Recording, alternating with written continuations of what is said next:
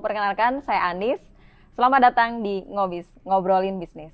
Siang hari ini kita akan ngobrolin bisnis bersama founder dari Semesta Cafe, salah satu tongkrongan hits di Purwokerto bersama foundernya Fajar.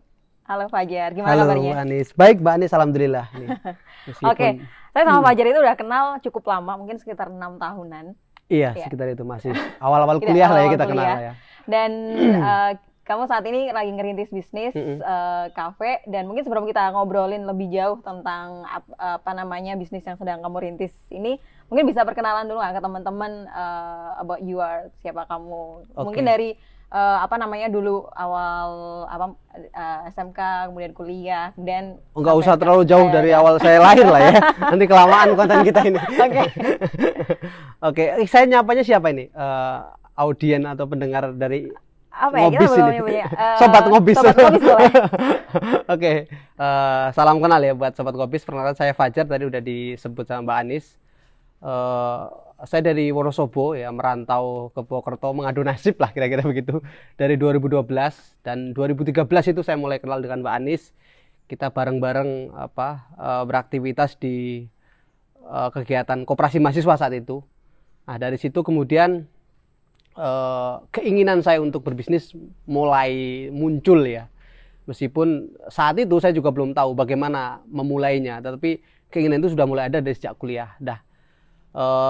Kemudian selepas saya kuliah, sebelum saya kuliah di UMP ya, selepas saya kuliah itu kemudian saya mencoba untuk mewujudkan keinginan-keinginan saya selama saya kuliah, dan salah satu yang menurut saya ya pada saat itu paling gampang untuk dijalani, bikin kedai gitu, karena itu menurut saya ekosistemnya sudah mendukung semua, dan itu yang saya mulai duluan. Jadi itu kenapa saya mulai kedai kopi, karena bagi saya saat itu ya ini yang paling paling mudah untuk dijalankan gitu, dibanding dengan bisnis-bisnis lain yang mungkin butuh kemampuan berpikir, kemudian modal dan sebagainya yang relatif kompleks. Kalau kopi ini kan relatif sederhana untuk kalangan anak-anak muda kayak kita itu. Seperti itu Pak Anis ya. Menarik. Kalau aku kan tahu kamu jurusannya kan pertanian ya. Iya, pertanian. Dari pertanian, kalau di kampusnya aku tuh sebagian mereka itu cita-citanya itu ya mungkin kerja di bank atau sebagai karyawan. Ini pertanyaan lebih menariknya tuh adalah kenapa sih berwirausaha, yang mana kita tahu entrepreneur itu nggak gampang, banyak banget tantangannya, dan ya kita tahu nggak gampang gitu loh. Dan kenapa memilih jalan ini? Kenapa entrepreneur wirausaha? Kalau saya pribadi Mbak Anis, saya tidak mempunyai alasan-alasan yang filosofis untuk itu ya. Jadi ya karena ini aja keadaan aja sebenarnya. Jadi bukan atas pertimbangan ini ya, karena istilahnya ya keadaannya mendorong saya untuk melakukan itu gitu. Saya misalkan begini gini ya, kalau menurut saya orang berbisnis itu kan lebih karena memang dia punya sikap individu ya, punya keyakinan dan keinginan yang kuat untuk berbisnis, dan punya modal untuk melakukan itu. Nah, ada juga yang berbisnisnya itu karena dia tidak diterima di lingkungan pekerjaan, sehingga akhirnya tidak mau berbisnis. Saya mungkin masuk pilihan yang kedua itu gitu. Pilihan yang kedua. Iya, jadi sebenarnya alasannya tidak ideologis ataupun filosofis ya, karena keadaan aja mengalir aja kemudian sampai ke sini seperti itu. Dan mungkin karena suka sama bisnis kali ya. Iya, lebih ke situ, memang ada keinginan dulu pada saat kuliah, tadi saya jelaskan di awal kan, bahwa sempat ada keinginan untuk memulai berbisnis seperti itu. Itu yang kemudian saya lakukan setelah selesai kuliah gitu. Oke. Kita mulai bicara soal kedai kopi ini ya. Boleh. Kalau boleh tahu, Semesta ini tuh konsepnya tuh kayak gimana? Kemudian berdiri sejak kapan? Mungkin bisa diceritain ke teman-teman Ngobis nggak? Oke. Jadi Semesta itu kan. Oh ya, mungkin menariknya adalah kenapa Semesta namanya? Oke ya. Itu juga ini sih. Sebenarnya kita dulu punya beberapa opsi untuk memberi nama dari bisnis bareng ini. Semesta sebelumnya itu bisnis bareng ya, jadi nggak cuma saya. Jadi kita ada tim yang istilahnya ikut membangun gitu loh.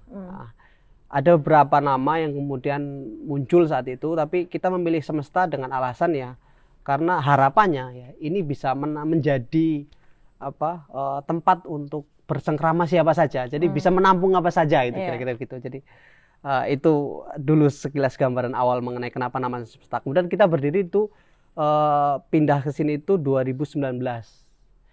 September 2019. Jadi September 2019 kita memulai ya perjalanan membangun semesta. Terus selang berapa bulan itu kemudian kan kita kita semua ya mengalami pandemi gitu. Jadi kita baru bulan madu itu sudah 6 bulan lah ya, 5 bulan bulan madu. Jadi awal-awal menjalani bisnis itu kan semacam bulan madu tuh. Apalagi kalau di fenomena ya, saya bilang begitu, bahwa fenomena bisnis kedai kopi ya ataupun kafe atau apa di Purwokerto itu cenderung memang naik di awal ya. Di awal itu naik 2 bulan bulan kedua biasanya sampai bulan mungkin ke-6 atau tahun pertama itu cenderung naik. Tapi kemudian selepas itu biasanya juga memang ini memang turun lagi gitu. Turun lagi. Nah, kita belum sempat lama menikmati masa-masa itu ya karena baru ya sekitar 4 bulan lah efektif. Kemudian kita pandemi gitu loh. Terus kedepak pandemi. Iya seperti itu. Itu memulainya semesta ya dari 2019 itu. Sampai sekarang kita berjalan pokoknya terseok-seok lah gitu. Awalnya gini, jadi kenapa kemudian tadi kita Mbak Adis menyinggung soal konsep ya. Semesta itu kan berangkat dari memang keinginan saja. Yang kuat itu bukan dari misalkan kemampuan finansial yang besar dan sebagainya. Nah dari situ karena tadi berangkat dari keinginan tadi, kita akhirnya memilih untuk meng-create sebuah kedai kopi yang awalnya ya kita tujukan untuk kegiatan-kegiatan ini diskusi dan sebagainya dan untuk mahasiswa, sehingga kalau arahnya ke situ itu tidak membutuhkan tempat yang ya mewah atau bagus ya, yang kita tahu bahwa membangun tempat yang bagus yang mewah seperti itu biasanya itu punya korelasi positif terhadap uang yang juga besar di awal. Itu juga karena kita kebetulan tim yang di sini tergabung di Semesta juga rata-rata itu punya latar belakang organisasi. Jadi inilah istilahnya kalau boleh dibilang mungkin cita-cita mulianya ya. Kita pengen mewadahi itu aktivitas keilmuan di sekitar kampus, terutama ya UMP sebagai segmen atau market utama kita. Awalnya begitu gitu. Tapi ya memang beberapa kali kita di awal-awal sudah melakukan itu gitu kan. Kegiatan-kegiatan diskusi, kemudian anak-anak organisasi itu memang ya ini menjadi salah satu home base-nya lah untuk mereka rapat, berdiskusi dan sebagainya. Termasuk Semesta sendiri mengadakan kegiatan-kegiatan semacam diskusi publik, kemudian ada tadinya itu kita mau bikin kelas-kelas Mbak Nis. Jadi tapi itu belum terlaksana sekali lagi. Kita sudah merencanakan ada kelas menulis, ada kelas public speaking dan sebagainya itu, termasuk leadership dan seterusnya. Tapi ya itu masih kita simpan ya. Karena kan memang nggak boleh kan ada perkumpulan seperti itu sekarang gitu kan. Jadi dibatasi betul. Pandemi dan lain sebagainya. Iya, itu konsep yang awalnya digagas oleh Semesta gitu. Ini menarik ya, semua hal itu berangkat dari sebuah cita-cita, ide, kemudian hari ini mewujud. Kalau kata Goethe, filsuf Jerman, dia pernah ngomong tuh bahwasanya it always seems impossible until it's done. Jadi di awal-awal itu kelihatan kayak nggak mungkin nih, kayak aku bisa ngelakuin itu. Dan ternyata hari ini mungkin udah berjalan hampir 2 tahun, mau 2 tahun, 1 tahun, 2 tahun berjalan ini ya. Dan ternyata masih bisa dan masih bertahan. Nah, aku ingin menanyakan gimana sih di titik awal Semesta ini kayak gitu?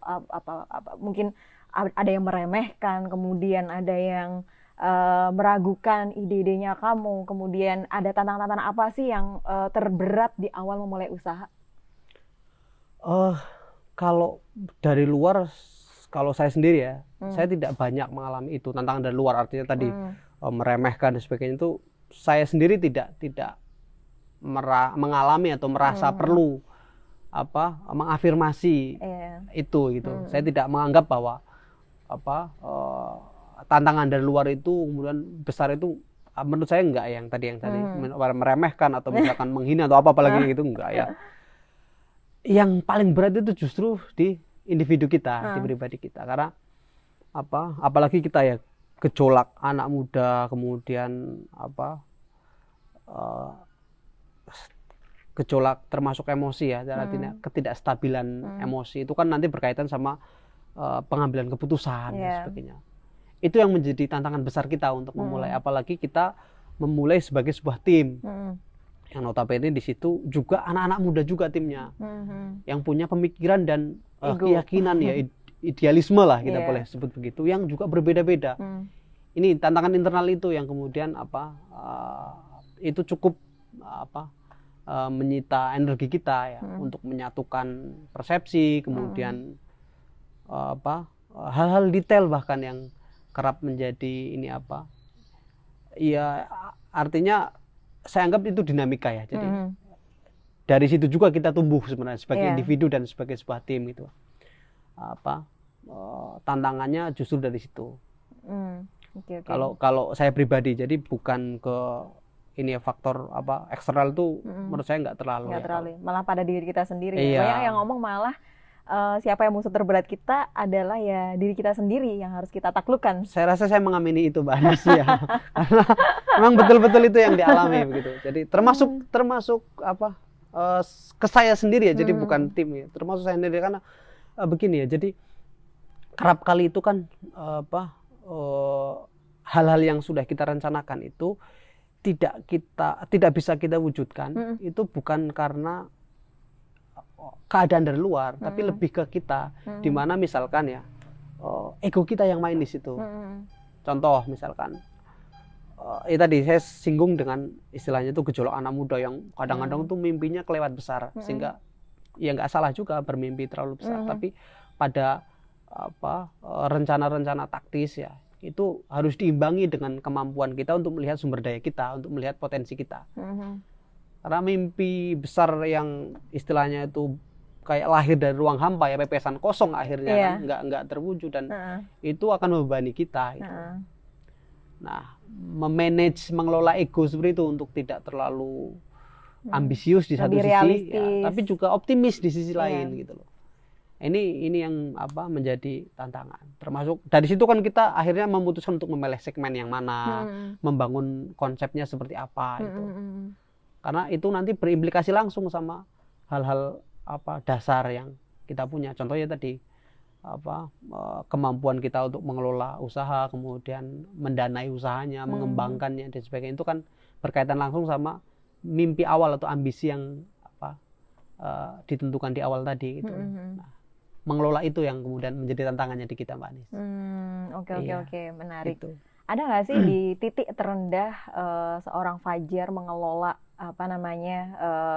Semesta Cafe ini kayak gitu? Mungkin bisa sharing ke teman-teman, dan gimana kamu mengelolanya dari titik terendah itu? Apakah tadi pandemi baru senang-senangnya nih honeymoon, kemudian langsung dihajar oleh pandemi? Iya, untuk perjalanan sebuah bisnis itu kan 2 tahun umur yang sangat pendek. Artinya itu masih sangat muda lah gitu.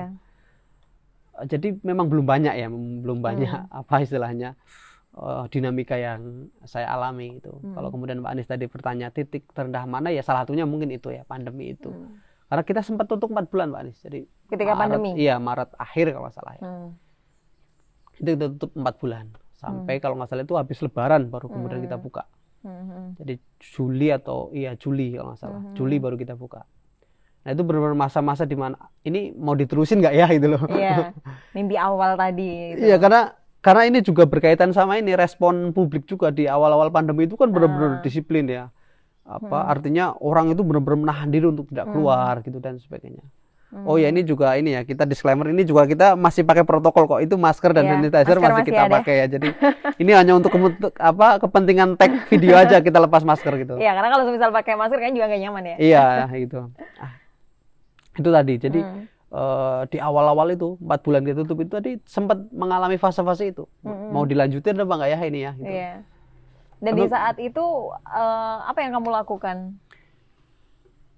Kita itu kan semula itu ada 12 tim. Jadi tim kita itu Semesta itu awalnya itu buka siang malam. Jadi kita ada 2 shift. Diisi oleh 12 tim ya, 12 orang di situ yang menjalankan operasionalnya itu. Selama tutup ya saya diskusi dengan teman-teman. Ada sebagian yang memilih untuk mengambil jalan lain gitu. Saya pikir itu sangat wajar gitu kan. Memang situasinya tidak memungkinkan sehingga, dan saya selalu mendukung teman-teman yang ingin berkembang di tempat lain. Ada yang bikin kedai kopi sendiri dulu gitu. Dan ada yang memilih bekerja di tempat lain dan sebagainya. Nah, dari pertemuan itu, diskusi itu, kemudian ada sebagian tim yang hari ini kemudian masih eksis sampai hari ini itu yang memutuskan untuk udah kita hajar aja gitu, lanjut aja. Lanjutkan mimpi. Iya, dengan segala kemungkinan dan risiko yang ada udah kita jalani bareng-bareng. Kita memulai ini bareng-bareng dan akan menghadapi ini bareng-bareng. Nah, dari situ kemudian kita mencoba untuk menata kembali ya dengan pendekatan-pendekatan yang lebih ramah pandemi kira-kira begitu. Iya, itu akhirnya dari 12 tim itu terseleksi the core timnya itu ya. Iya, saya tidak bisa mengatakan itu the core team ya, tapi maksudku itu mungkin yang situasinya masih cocok untuk melanjutkan. Karena kan mungkin ada beberapa, misalkan saya kasih contoh Mbak Anis. Jadi kalau saya sendiri kebetulan saya masih lajang ya. Ini sekali promo mungkin gitu. Teman-teman silakan bisa ngopi. Situasinya saya masih lajang itu kan saya tidak terlalu terbebani untuk mendapatkan misalkan income yang pasti di angka yang harus skala ekonominya segitu untuk mencukupi misalkan ya kebutuhan rumah tangga itu. Nah, tapi kan ada sebagian tim yang juga tidak begitu kondisinya. Dia sudah dituntut untuk berpenghasilan berapa? Tetap gitu, minimal berapa gitu kan. Sehingga ya mereka berpisah bukan karena apa-apa, memang karena keadaannya mendorong seperti itu. Jadi tidak bisa mengatakan mereka nggak loyal atau ini kemudian yang ini yang core yang ini, saya tidak mengatakan begitu. Ya memang karena situasinya aja yang berbeda, dan itu pilihan yang saya pikir sangat wajar, sangat rasional. Gitu. Nah, tersisa hari ini 4 yang iya, yang mirip-mirip lah situasinya yang bisa lanjut perjalanan itu. Ya mungkin itu bisa dibilang sebagai ya the core team juga lah ya. Iya, nggak apa-apa juga kalau mau disebut seperti itu. Co-foundernya gitu ya, yang mau struggle karena di banyak pilihan dia masih tetap bertahan dalam kondisi yang sulit. Itu justru yang interseleksinya itu. Betul. Oke.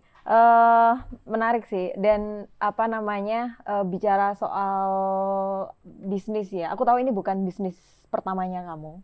Kayak sebelumnya mungkin ada Pesenin, kemudian ada blog, kemudian kita pernah bikin bareng yang Pedi Solution. Mungkin ada kamu juga pernah di koperasi mahasiswa dan sebagainya. Dari rentetan perjalanan bisnisnya kamu, apa sih yang menjadi lesson learn kayak gitu? Kamu meniti satu bisnis ke bisnis yang lain dan lain sebagainya. Satu hal ya yang kemudian saya pelajari betul dari proses-proses ya selama kita juga sempat bareng-bareng gitu kan untuk merintis itu, bahwa gini. Jadi memulai sebuah bisnis itu persis dengan seperti kita melahirkan anak atau merawat tanaman lah. Ya. Tanaman yang dirawat tentu tanaman yang kita harapkan membuahkan hasil itu. Jadi memang ada proses panjang ya yang memang harus dilalui, dan tahapan-tahapan itu nggak bisa kita lipat begitu saja. Nah, ketika kita sudah melampaui atau melewati tahapan-tahapan itu, dengan sendirinya si tanaman ya atau bisnis yang kita jalani akan memberikan feedback atau hasil yang memadai ke kita. Ya, anak juga kira-kira kan begitu juga polanya ya pastinya. Jadi memang ada fase-fase di mana memang kita seperti sedang kita boleh sebut itu invest itu loh. Iya, untuk membesarkan bisnis anak atau tadi tanaman, saya mengasosiasikan dengan ketika hal itu. Nah, itu proses itu ya, itu hanya bisa dibayar oleh, menurut saya hanya bisa dibayar oleh 2. Yang pertama adalah kemampuan modal ya. Modal di sini memang bisa banyak banget ya, bukan hanya soal uang tapi juga bisa lewat trust, bisa lewat ekosistem jaringan perkawanan dan sebagainya. Yang kedua oleh waktu. Jadi kalau kita merasa kurang di modal ya, maka bayarlah pakai waktu.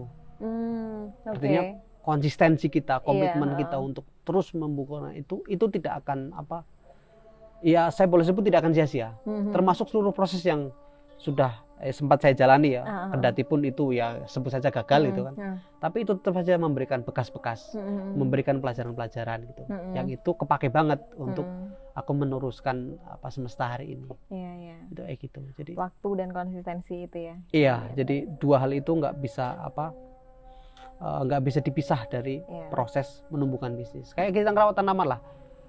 Dan kayak gini Mbak Anis, yang sering juga kelupaan mungkin. Kalau kita misalkan nih, saya contohkan menanam semangka itu. Sebelum semangka itu berbuah, itu kita nggak usah terlalu banyak berhayal tentang nanti buahnya mau dibuat jus atau mau dimakan langsung. Gitu. Karena itu dengan sendirinya nanti gampang saja ketika kita sudah benar nih, mulai dari membuat si biji tanamannya itu tumbuh ya. Kemudian setelah tumbuh dia besar, berbunga, berbuah. Gitu. Nah proses menunggu sampai dia berbuah ini yang krusial gitu loh. Bahwa nanti memilih ini mau dicus, mau dijual, mau apa itu kan sebenarnya gampang belaka lah kalau sudah. Iya, tapi ini yang justru lebih banyak dihabiskan kalau apalagi kan anak muda nih.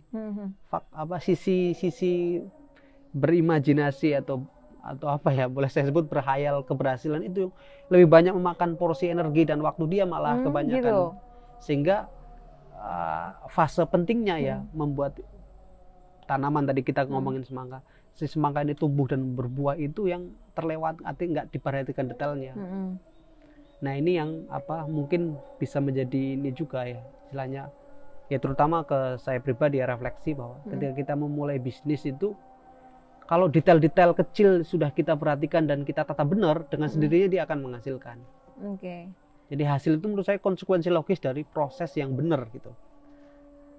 Keberhasilan adalah konsekuensi logis dari proses yang benar. Dari proses yang benar. Iya, kalau kamu nyemai bijinya benar ya, kemudian kamu tanam dia di tempat yang benar, tanahnya artinya ada pupuknya dan kamu rawat itu benar, dengan sendiri dia berbuah. Dengan sendirinya gitu ya. Tapi kalau sejak biji itu kita hanya sibuk memikirkan buah yang manis tanpa biji misalkan gitu. Tapi kita hanya fokus memandangi biji ya, nggak melakukan detail-detail itu, nggak akan berbuah gitu. The evil is in the tail. Iya, memang benar setannya deh hal-hal detail. Begitu Mbak Anis. Dan sebenarnya sebuah kegagalan dalam proses bisnis itu bukan dalam artian gagal ya, tetapi justru dia itu adalah part of success. Ya nggak sih? Iya. Karena tanpa gagal akhirnya kita nggak pernah mengetahui mana yang salah, kemudian kita aku yakin setiap orang tuh punya jatah gagal, dan justru di waktu usia muda kayak tadi misal lajang kayak gitu, habiskanlah justru momen-momen seperti itu, jatah gagalnya itu dihabiskan sehingga nanti ketika kita sudah matang, sudah siap menjalankan bisnis yang lebih besar lagi kayak gitu. Setuju banget ya. Iya. Ini tentang kamu personally. Apa sih yang menjadi ketakutan kamu? Ketakutan dalam in business ataupun in life? Ya, saya pikir ini ya Mbak Anis ya. Semua orang pasti punya lah kekhawatiran ya. Saya tidak melihat itu sebagai ketakutan, lebih ke kekhawatiran. Yang menurut saya itu sehat. Karena kekhawatiran itu yang kemudian akan mendorong kita untuk kewaspadaan ya. Untuk lebih waspada, lebih hati-hati. Jadi maksud saya ke teman-teman itu, kalau kemudian teman-teman punya rencana ingin melakukan sesuatu kemudian khawatir atau merasa takut, itu tidak perlu berlebihan karena itu hal yang wajar saja.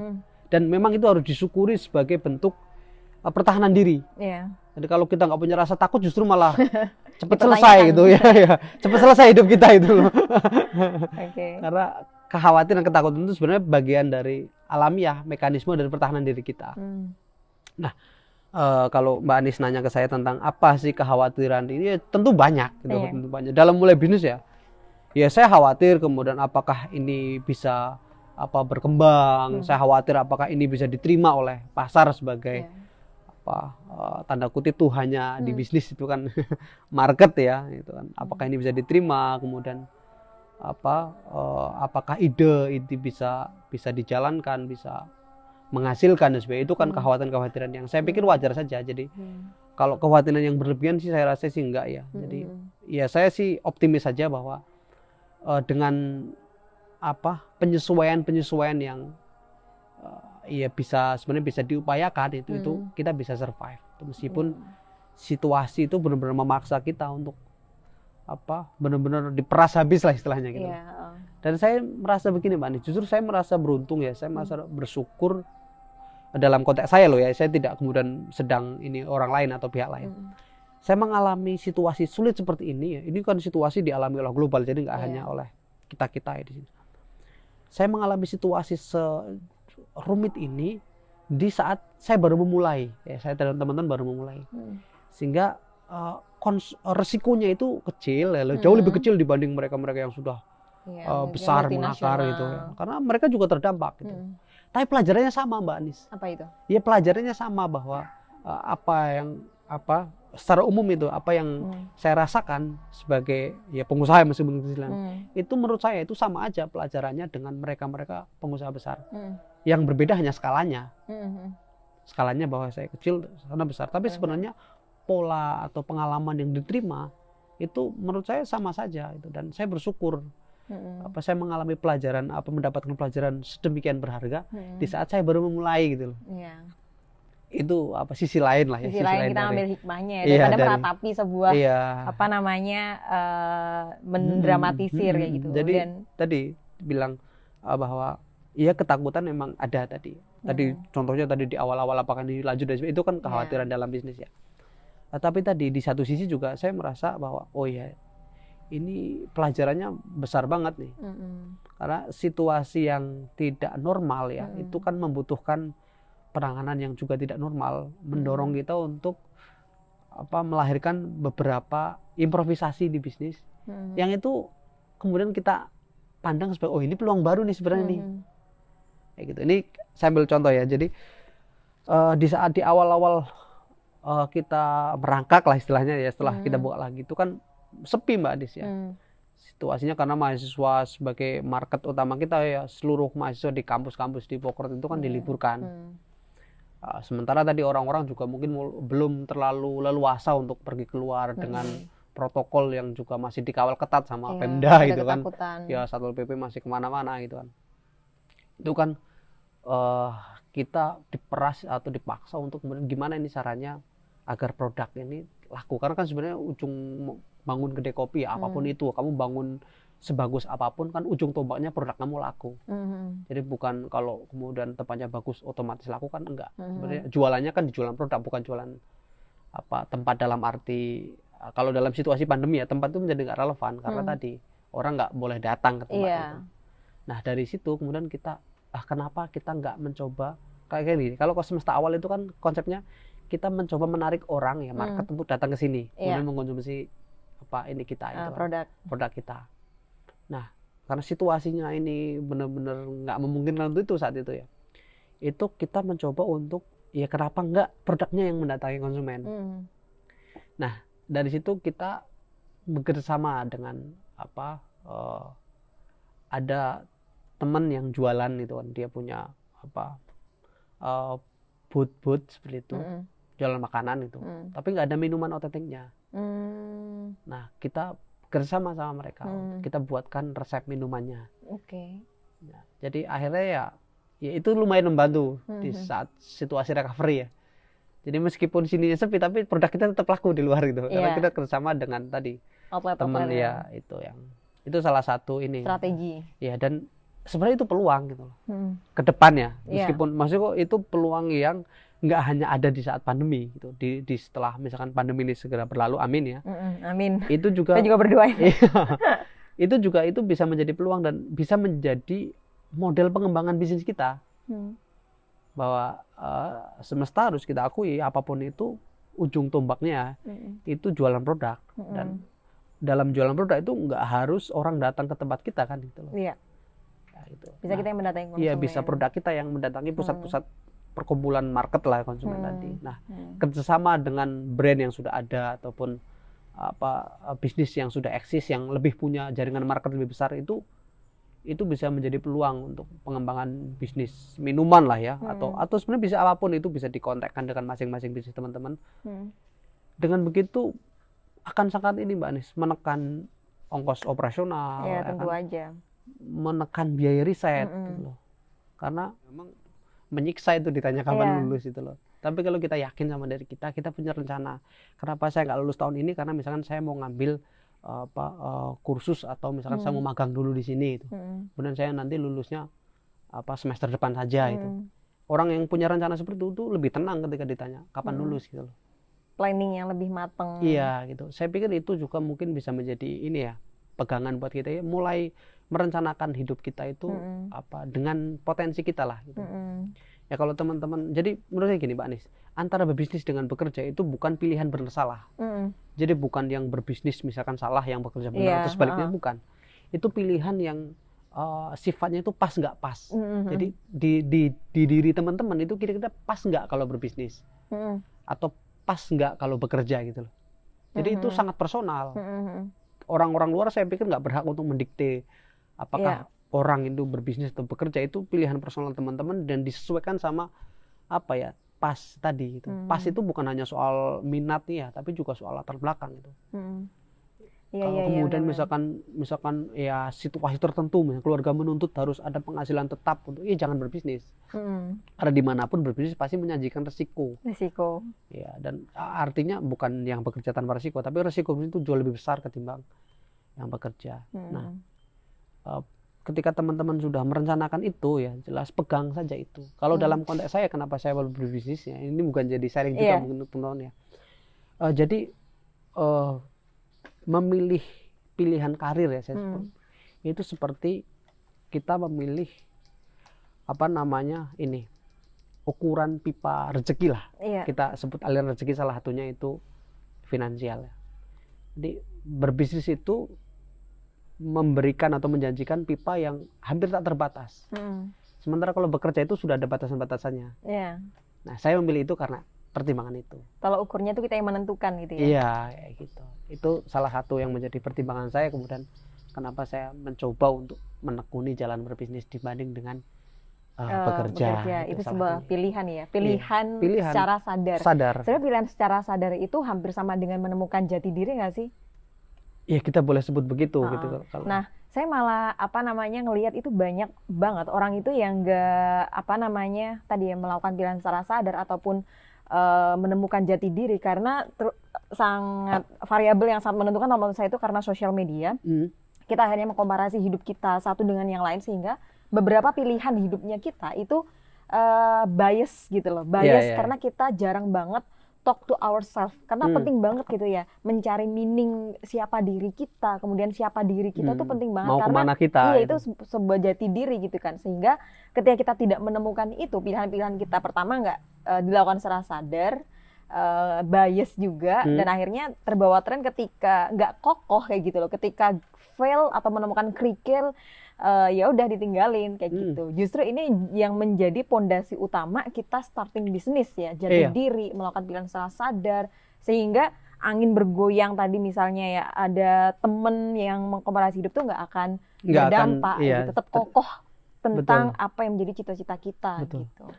Gini Mbak Anis, mungkin itu salah satu efek samping dari perkembangan teknologi hari ini. Jadi orang dulu mungkin keadaan hidup zaman dulu itu juga sudah zaman dulu orang itu berbeda-beda nasib dan jalan hidupnya. Tapi dulu orang tidak gampang mendapatkan informasi itu, sehingga tidak punya kesempatan untuk membanding-bandingkan dia dengan siapa yang nan jauh di sana gitu loh.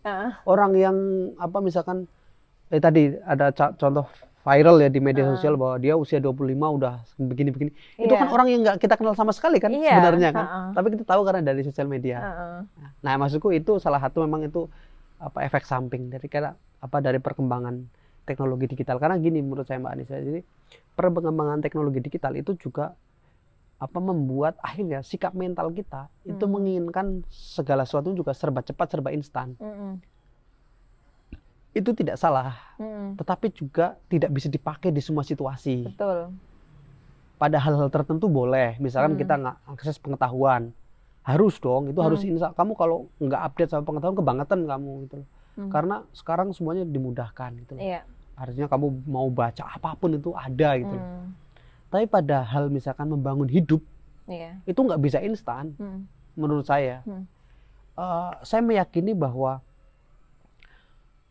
gejala-gejala alam, tanda-tanda alam itu merupakan istilahnya itu sebenarnya itu petunjuk dari Tuhan lah untuk hidup kita. Kalau kita bisa mengikuti itu ya, atau mempelajari itu, ya apa ya, kalau saya pribadi ya, kedamaian yang akan kita dapatkan kalau saya pribadi. Jadi ya tadi contohnya bahwa untuk menjalani menata hidup kita itu kita nggak bisa instan, meskipun kalau instan bisa ya. Contoh segini, kita mau mendapatkan vitamin misalkan, ada vitamin, kita bisa bikin vitamin sintetis cepat itu, tapi ketika itu dipakai dalam jangka panjang akan punya efek samping tertentu.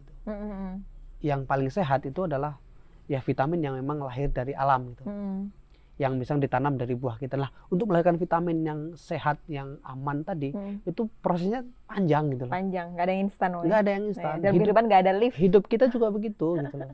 Hidup kita juga begitu. Kalau kita pengen hidup yang ya kedamaiannya ya, manfaatnya itu panjang itu. Ya prosesnya juga harus dilewati step-stepnya. Dan stepnya itu nggak sama startnya satu orang dengan orang lain. Saya memulai bisnis dengan misalkan Khairul Tanjung, Putri Tanjung ya. Putri Tanjung. Memulai bisnis berbeda pasti gitu loh. Meskipun sama-sama baru mulai gitu loh. Meskipun sama-sama rugi juga. Iya misalkan gitu loh ya. Tapi jelas kerugiannya juga berbeda, dan efek atas kerugian itu juga berbeda gitu. Karena meskipun sama-sama baru start, tapi titik startnya udah beda gitu. Full of privilege. Mungkin jaringan. Kita boleh sebut begitu gitu kan. Nah ini yang harus kita sadari betul, bahwa nggak bisa kita perbandingan semata-mata dengan orang lain dan sebagainya. Termasuk tadi kalau kita ke ini ya, kalau menurut saya lebih ke ini aja sih teman-teman. Ya termasuk ini untuk saya, lebih ke kita menjalani apa yang kita rencanakan, kita yakini sesuai dengan kemampuan dan ini kita. Ya batasan-batasan kita gitu. Kalau menjalani itu dengan tekunnya, itu pasti ketemu keberhasilan. Karena segala sesuatu itu memang benar harus ditekun, harus fokus untuk bisa menghasilkan. Betapapun lemahnya energi panas dari matahari pagi ya, kalau kita fokusin pakai kaca besar itu bisa membakar. Nah pun dengan kita ya, betapapun misalkan kita itu sebenarnya lemah lah ya, tanda kutip bisa begitu, tapi kalau kita fokus ngadepin satu kasus ya, misalnya satu bisnis atau pekerjaan, saya yakin itu akan berhasil. Nah menjadi celaka kalau teman-teman gampang terombang-ambing ke sana kemari gitu loh. Sekarang teman-teman main kripto, ikut kripto, teman-teman main saham ikut saham, teman-teman bisnis ikut bisnis, teman-teman kerja di sini ikut sana. Itu teman-teman nggak akan dapat apa-apa. Ya hanya kulit-kulitnya aja ya. Itu pun kalau bukan nggak lagi korengan kulitnya kan itu. Kalau kulitnya lagi korengan kan juga bahaya juga gitu, nggak sampai daging istilahnya gitu. Sampai daging ya gitu. Iya, cuman kulit-kulit doang kalau gampang. Mendapatkan daging itu kan butuh waktu, determinasi, disiplin, betul. Dan proses itu. Oke. Mungkin the last question, pertanyaan terakhir itu udah mungkin bisa share nggak about the future dream, soal semesta ini akan dibawa kemana, atau tentang beberapa cita-citanya kamu yang mau di-sharekan ke teman-teman. Oke ya, ya mungkin kalau mimpi lah ya kita boleh sebut begitu. Kalau mimpi sendiri mungkin ada ya beberapa yang memang mungkin bisa di-share ke teman-teman. Terkait semesta ya, kita bermimpi ke semesta itu, jadi bisnisnya semesta lah ya, boleh disebut begitu. Itu kita tidak ke jualan produk sebenarnya, arahnya ke depan. Jadi semesta itu menjadi bagian yang ikut mewarnai dari kehidupan akademik di kampus. Harapan kita itu begitu. Jadi kita nggak pengen berhenti hanya di UMP sebenarnya. Meskipun kita mulai dari sini, kita pengen ada di banyak kampus, dan dengan ciri khas semesta ya tadi. Jadi kita pengen mewarnai dinamika kehidupan akademik di kampus ya, karena ada ruang-ruang yang memang nggak bisa disediakan full sama kampus dalam hal membangun individu mahasiswa. Ya contohnya mungkin kampus bisa memfasilitasi organisasi itu, tapi kampus tidak bisa istilahnya secara total dan organik gitu mendorong organisasi itu tumbuh dan berdinamika dengan baik. Nah, semesta harapannya itu pengen ada di ruang-ruang seperti itu. Oke, itu luar biasa. Jadi mimpi kita ya, sangat hal. jauh mungkin, Iya. tapi saya pikir tidak ada yang salah dengan mimpi sejauh kita Betul. tetap tadi fokus dan detail pada hal teknis di agar mimpi dengan sendirinya itu tercapai gitu. Luar biasa. Iya. Ada closing statement buat teman-teman Ngobis? Kayak gini enggak ya mungkin, tapi saya sudah pengen cari begini teman-teman, bahwa